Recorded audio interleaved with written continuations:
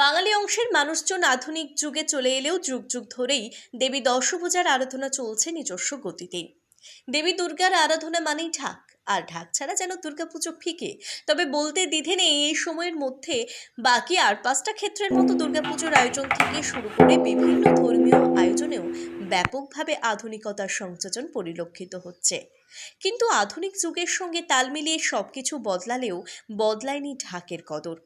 একটা সময় পর দুর্গাপুজোর আয়োজন থেকে শুরু করে ধর্মীয় বিভিন্ন আয়োজনে ঢাক ছিল অত্যন্ত আবশ্যক, বর্তমানেও ঠিক তাই। রাজ্যের বিভিন্ন প্রান্তের সাথে সাথে তেলিয়ামুড়ার একটি বিরাট অংশের মানুষ এই ঢাক বাজিয়ে নিজেদের জীবন জীবিকা নির্বাহ করে আসছেন সেই অনাদিকাল থেকেই, এবং কালক্রমে সেই শিল্পের পরিসরও অনেকটাই বৃদ্ধি ঘটেছে। সামনেই দুর্গাপুজো, আর সে কারণেই মূলত ঢাকের খোঁজে বেরিয়ে আমাদের প্রতিবেদকের গন্তব্য ছিল তেলিয়ামুড়া পৌর পরিষদের 3 নম্বর ওয়ার্ডের সুকান্তপল্লী এলাকায়। এই এলাকার বাসিন্দা তথা পেশায় ঢাকি বলরাম ঋষি দাস বাপ ঠাকুরদার কাছ থেকে এই ঢাক বাজানো শিখে বিগত 30 থেকে 40 বছর যাবৎ বিভিন্ন ধর্মীয় অনুষ্ঠানে ঢাক বাজিয়ে নিজের জীবন জীবিকা অতিবাহিত করে আসছে। কথা প্রসঙ্গে ঢাকি বলরাম ঋষি দাস দাবি করেছেন, এবছর অন্যান্য বছরের থেকে বেশ ভালো ঢাকের চাহিদা রয়েছে, অর্ডারও এসেছে বেশ ভালোই। বর্তমান প্রজন্মের ছেলেমেয়েরা এই শিল্প থেকে অনেকটাই বিমুখ হয়ে পড়েছে। পড়াশোনার পাশাপাশি এই শিল্প নিয়ে বর্তমান যুগের ছেলেমেয়েরা তেমনভাবে আগ্রহী হতে নারাজ। এদিকে একটা অংশ মনে করছে ঢাক শিল্প বা রাজ্যের প্রাচীন ঐতিহ্যমণ্ডিত ঢাক যে এক প্রকার বিলুপ্ত হওয়ার পথে, তার কিছুটা আভাস ঢাকি বলরাম ঋষি দাসের বক্তব্যের মধ্য দিয়ে স্পষ্ট। বলতে দ্বিধা নেই, ঢাককে আঁকড়ে ধরে একটা বিরাট অংশের মানুষ যেমন আজও বেঁচে থাকার স্বপ্ন দেখেন, এর পাশাপাশি দেবী দুর্গার আরাধনা থেকে শুরু করে ধর্মীয় বিভিন্ন আয়োজনে ঢাক অনায়াসে অন্য মাত্রা যোগ করে। কিন্তু এই ঢাক শিল্পকে বাঁচিয়ে রাখার জন্য পরিকল্পিত উদ্যোগ গ্রহণ করুক, এমনটাই দাবি শুভবুদ্ধি সম্পন্ন সচেতন মহলের।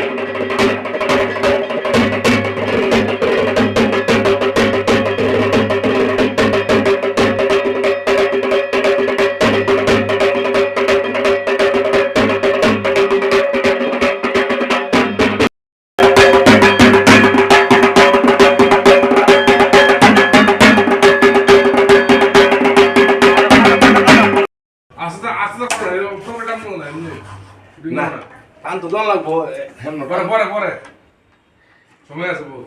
হ্যাঁ এটা কোন জায়গা? এটা তেলিয়ামুড়া সুকান্তপল্লী কালীবাড়ি। আপনার নাম? আমার নাম মিটন ঋষি দাস, বাবুর নাম বলরাম ঋষি দাস। কত বছর ধরে আপনারা এই মানে ঢাকের করতেছেন? এটা আমার বাবু মানে দাদু তারার আমল থেকে মানে আমরা গান বাজনা নিয়ে মানে আছি, গান বাজনাই আমার ব্যবসা আর কি, মূল ব্যবসা। এই আপনাদের এই ঢাকের উপরেই ঢাকের বিজনেস মানে ব্যবসার উপরেই কি আপনারা মানে সংসার চলে নাকি? হ্যাঁ আমরা মানে এখন ঢাক ডোলটাই আমরা পেশাগতভাবে নিছি, কারণ এখনকার যুগে মানে পড়াশোনা মানে করেও শিক্ষিত মানে হয়েও কিন্তু সেরকম মানে সুযোগ সুবিধা পাইতেছে না, সেই জন্য মানে বাধ্যতারা যে মানে ব্যবসাটা আছে ওইটা নিয়ে মানে আমরা এখন ব্যক্তিগত পেশা বানিয়ে নিয়েছি। তা আপনারা এই বছর কিরকম ঢাকের চাহিদা আছে? মানুষের দিন দিন মানে চাহিদা বাড়ে, সবকিছুর চাহিদা বাড়ে, কিন্তু বিগত কিছু মানে বছর যাবৎ ঢাকডোলের চাহিদা দিনে দিন কমতেছে।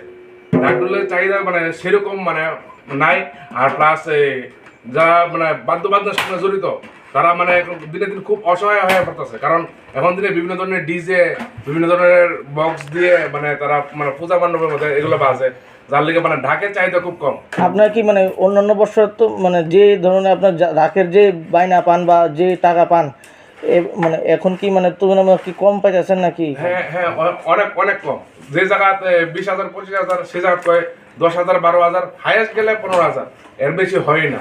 তা আপনার কি এখন এই ঢাকাই ব্যবসা দিয়ে আপনার মানে